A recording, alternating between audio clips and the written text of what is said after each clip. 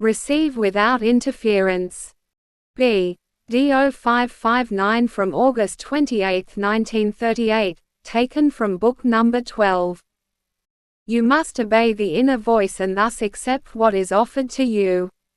It took a long time before the words became audible to you, which always happens when matter is too opposed to spiritual endeavor.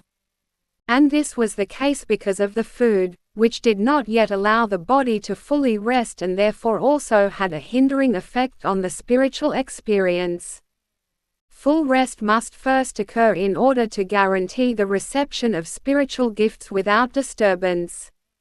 Every material substance is in opposition to the spiritual sphere, and so an unhindered reception of spiritual goods can only take place when all bodily heaviness falls away and the spirit can and will only occupy itself with spiritual things. As soon as a certain calm has set in and the body can be completely switched off, absorption is also considerably easier, and therefore you will have to reckon with resistance and heavy absorption as long as you still pay too much attention to the body and its needs. If you can put all such things to one side and immediately place yourself in the state of absorption, then every burden on the body will soon disappear.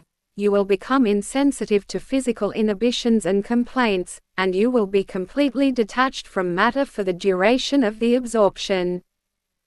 If you try to reach this state by surrendering yourself with full will to the spiritual power alone, without paying attention to your surroundings or the body that hinders you, this endeavor will be crowned with great success and your work will only become more and more perfect.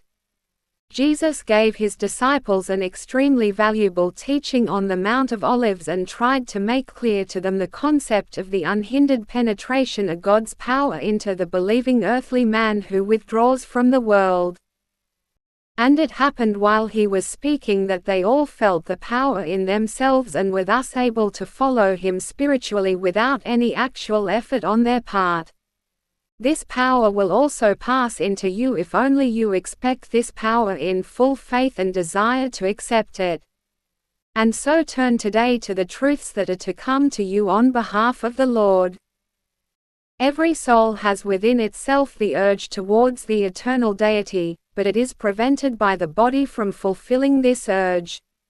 An eternal law determines the soul to the same activity of the body assigned to it, and this law has to be complied with until the body, as mere matter, separates from the soul again, i.e., until the soul becomes free from the earthly cover. However, for its time on earth every soul chooses for itself the body in which it can best attain the necessary maturity. For in every soul slumber the instincts of so many unrefined nature spirits which, after thousands of years, have finally united to form a spiritual being in order to strive for their final perfection in the human shell. However, just as those nature spirits were previously active in creation, they will also have to fulfill a similar purpose in the human body.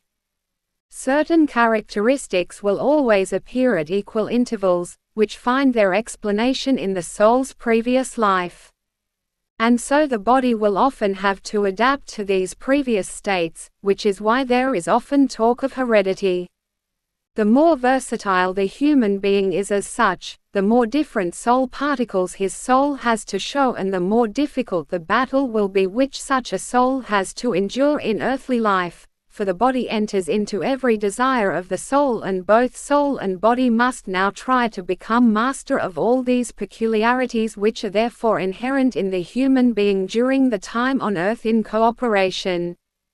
And thus the human being must always bear in mind the body's relationship to the soul. Just as the body's activity should only ever serve the soul's redemption, so that such a redeemed soul will find its way back to the deity.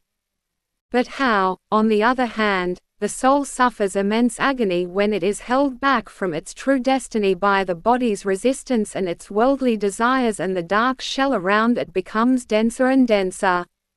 All efforts of such a soul to break through the burdening shell are in vain if the body does not help it, for the body alone creates or removes the obstacles surrounding the soul.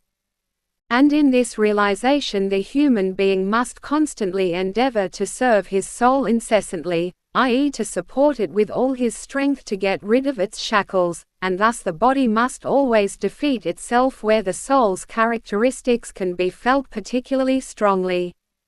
For the body has the greatest power to fight precisely such characteristics, since the nature of the body has been allocated to the soul in precisely the way it needs it.